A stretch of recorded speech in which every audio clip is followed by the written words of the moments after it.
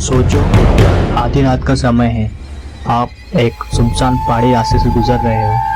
चारों तरफ घना जंगल, दूर कहीं से कुत्तों के रोने की आवाज़ें। अचानक आपके पीछे किसी के कदमों की आहट आती है, लेकिन जब आप पलटकर देखते हो, वहाँ कोई नहीं होता। यह कोई फिल्म का सीन नहीं, बल्कि असली किस्सा है हिमालय की उन घाटियों के जहाँ लोग आज भी साइलेंट हिल्स नाम से उसे जानते हैं। और इन्हीं रहस्यमय कहानी को लिखा है अनीता कृष्णा ने अपनी किताब the ghost of the silent hills में। अनीता कृष्णा खुद हिमालयी इलाकों में पली बड़ी है। उन्होंने बचपन से ही गांव वालों से अनगिनत डरावनी कहानी सुनी, जिनमें आत्माएं, प्रेत और अनजान सायों का जिक्र होता है। यही सब अनुभव उन्होंने इस किताब में जोड़कर दुनिया को दिखाया है।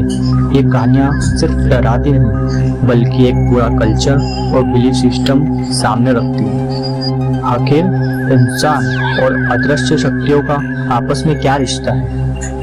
पहाड़ और रहस्य। हिमालय को लोग देवताओं को घर कहते हैं, लेकिन यहाँ के लोग मानते हैं कि जब सूरज ढल जाता है तो इन वादियों पर किसी और ही दुनिया का राज होता है। किताब हमें ऐसे गांव में ले जाती है जहां लोग आज भी रात को 7 बजे के बाद घर से बाहर निकलने से डरते हैं और इसे नामुमकिन मानते हैं। सफ़ेद साड़ी वाली औरत। एक युवक देर रात घर लौट रहा था। रास्ते में उसे एक औरत दिखी, सफ़ेद साड़ी पहने, लंबा घूंघट, जिसने धीरे से उस औरत को लिफ्ट ऑफर की और चुपचाप उसकी बाइक पर बैठ गई। कुछ किलोमीटर बाद जब लड़के ने पलट कर देखा तो उसकी बाइक पर कोई नहीं था। सुबह पता चला उसी रास्ते पर कई साल पहले एक दुल्हन की मौत हुई थी और लोग कहते हैं उसकी आत्मा आज भी सवारी से लिफ्ट मांगती है। दूसरी कहानी, भूतिया हवेली। किताब में एक हवेली का जिक्र आता है जहाँ लोग कहते हैं रात को खिड़कियाँ अपने आप खुल जाती हैं। कई बार वहाँ से हंसी की आवाज़ें आती है, रोने की आवाज़ें आती है। एक परिवार ने उस हवेली में शिफ्ट होने की हिम्मत की, लेकिन सिर्फ एक हफ्ते बाद वो भाग गए, क्योंकि उन्होंने रात को उस कमरे में एक परछाई देखी जो हर बार उनके सोने के वक्त बिस्तर के पास खड़ी रहती है। तीसरी कहानी, साइलेंट हिल्स का रहस्य।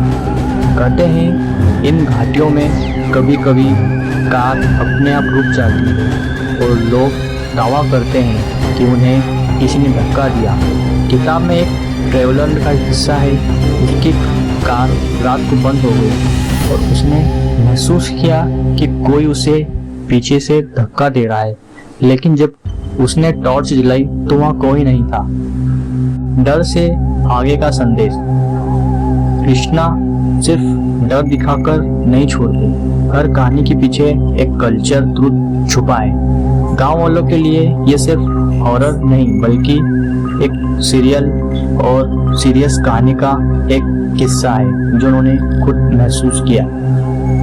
डर सिर्फ बाहर नहीं, हमारे अंदर भी बैठा होता है और कभी कभी ये कहानियाँ हमें रिस्पेक्ट और नेचर भी सिखाती है।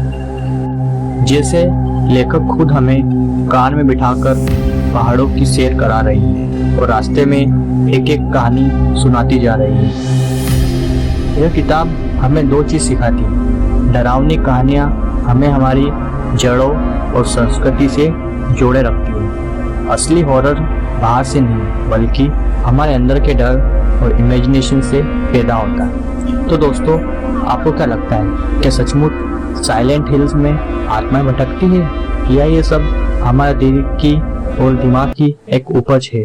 नीचे कमेंट में जरूर बताना कि अगर आपके साथ कोई ऐसा डरावना किस्सा हुआ हो जो आप मुझसे मेरे साथ शेयर करना चाहते हो तो मुझे ज़रूर बताएं। अगर आपको ये वीडियो पसंद आए तो इसे लाइक और चैनल को सब्सक्राइब करना ना भूलें। फिर मिलेंगे ऐसी किसी इंटरेस्टिंग वीडियो के साथ, तब तक के लिए नमस्कार।